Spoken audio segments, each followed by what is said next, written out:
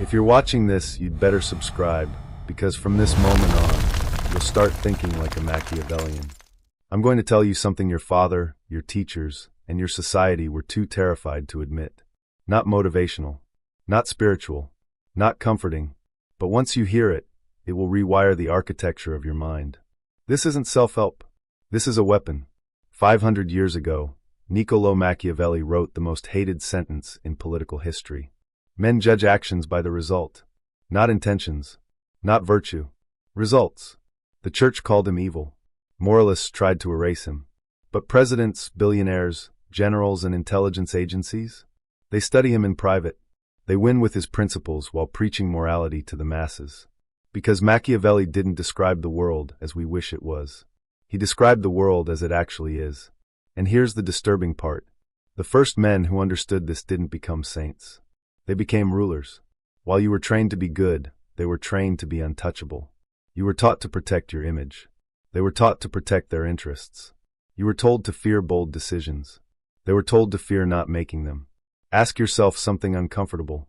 Why do children's stories glorify virtue?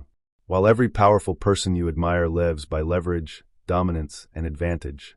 Because a population obsessed with being good is easy to control. A man terrified of being wrong stops himself long before anyone else needs to stop him. Here's the truth. There is no moral reward for losing. There is only losing. You fail with dignity, and you still fail. You win with methods others fear, and suddenly everyone calls you courageous. This is the shift that creates dangerous men. Stop worrying about looking righteous. Start worrying about whether your life actually amounts to anything. If that makes you uncomfortable, perfect. The conditioning is cracking. Keep listening. Your entire life you were fed a beautifully engineered script. Play fair. Don't cheat. Winning isn't everything. As long as you tried your best. Sounds noble. Sounds honorable. Sounds like the foundation of a civilized society. It's also why millions of men die disappointed. Because while you were taught to obsess over being good, others were taught to obsess over getting what they want. You judge yourself by intentions. They judge everything by outcomes. You protect your image. They protect their leverage. You feel guilty crossing lines. They feel guilty not crossing them. Machiavelli understood men better than any psychologist alive. Men judge actions by the result. Here's how society actually works. If you take a risk and fail, you're irresponsible. If you take the same risk and succeed, you're brilliant. If you break a rule and lose, you're immoral. If you break a rule and win, you're a leader. Same move. Different outcome. Different judgment. Society forgives almost anything if it leads to a result it admires. Your life works the same way. The man who loses the girl gets told, "At least you were honest." But she's still gone. The businessman who plays ethically but goes bankrupt is praised. But his family still loses their home. The soldier who fights with honor but loses the war doesn't get to redraw the borders. The world does not reward your integrity. It rewards your impact. You were shielded from this because powerful people don't want competition. They want obedience. Men who avoid risks. Men who fear criticism. Men who choose regret over confrontation. Because these men never threaten anything. Stop asking, "Did I follow all the rules?" Start asking, "Did what I did move me closer to the life I want?" Nobody engraves intentions on a gravestone. They don't write, "He was kind but invisible." He played fair but stayed small. He lived clean but achieved nothing. One question matters. Did your life amount to anything? Machiavelli wasn't teaching cruelty. He was teaching clarity. Your life is your scoreboard. Not your intentions. Not your excuses. Not your pity. Your results. Most men fail not because they are immoral. They fail because they are too scared to look immoral. You fear guilt more than regret, disapproval more than irrelevance, being the villain in someone else's story more than being a nobody in your own. And that's why most lives end quietly. No victories, no legacy, just a man who tried to stay good and ended up harmless. You didn't take opportunities because you didn't want to betray anyone, but they replaced you instantly. You didn't cut off the toxic friend because you didn't want to hurt feelings, but he stole years from you. You didn't negotiate your worth because you didn't want to seem greedy, but your family pays the price for your humility. You kept your hands clean, and you paid with your future. Necessary decisions feel cruel only until they work. Then people call them leadership. Understand something brutal. You cannot be significant without becoming the villain in someone's narrative. If no one ever sees you as ruthless, you never did anything that mattered. You will either cause wounds or be wounded. You will either create fear or live in it. You will either set the rules or obey them. There is no neutral existence. Neutrality is just losing slowly. History remembers conquerors, not caretakers. Results, not purity. Victory, not virtue. There are only two types of ruthlessness: stupid evil and necessary evil.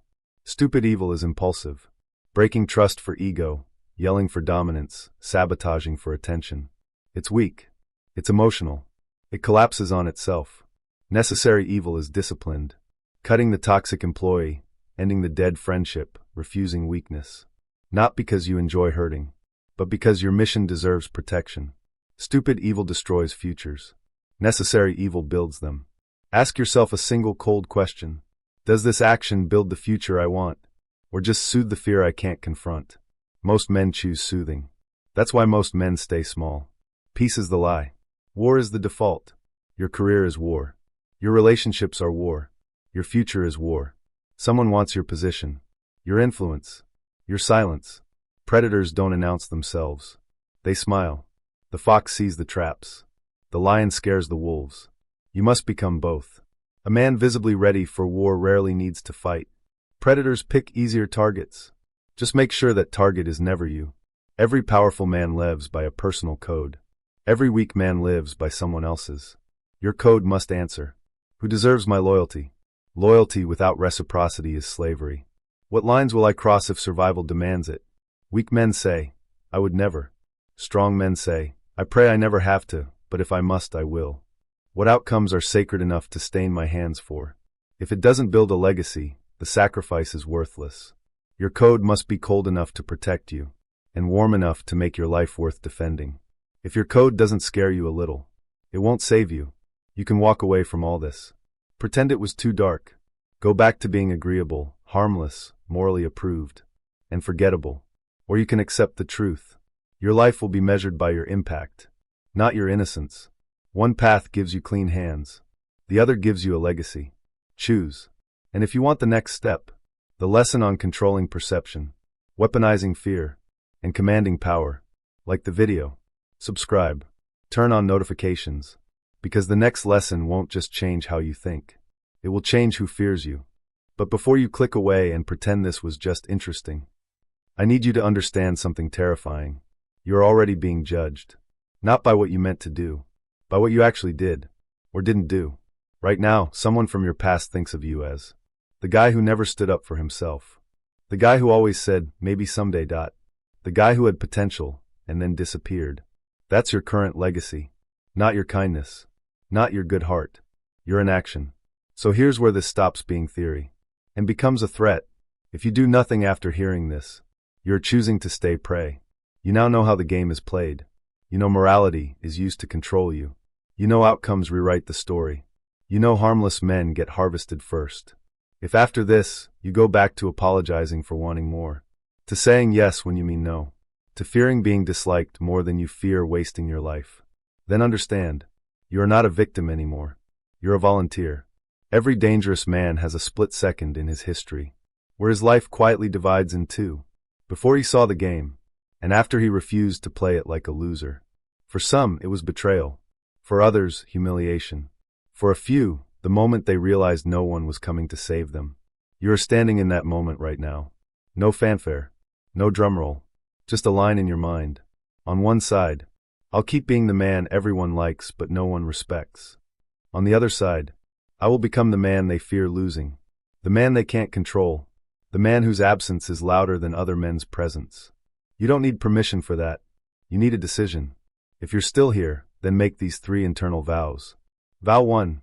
I will never again sacrifice my future to protect someone else's comfort. If a boundary offends them, they were feeding on you. Let them starve. Vow 2. I will choose results over reputation with the people who don't feed my mission. You don't owe your image to strangers.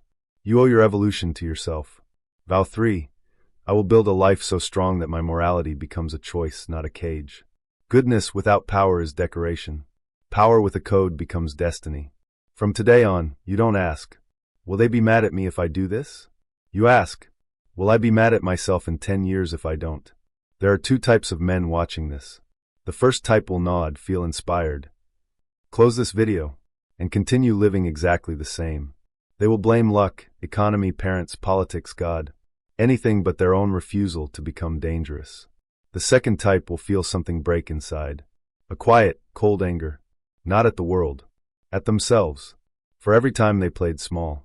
For every time they knew better, and still stayed soft. If that's you, good. That anger is your new fuel. Do not waste it on complaining. Pour it into becoming the man nobody uses. Nobody ignores. Nobody keeps around as a backup plan. You wanted a sign? This is it. This is the moment your old self dies in silence. And the version of you that people whisper about is born. And if you're ready for that, you already know what to do. Like the video. Subscribe. Turn on notifications. Not for me. For the version of you who refuses to leave this world. As a polite ghost. Because from this point on, you don't get to pretend you didn't know how the game is really played. You either rise with stained hands and a name that echoes, or you vanish with clean hands and a grave no one visits. Your move.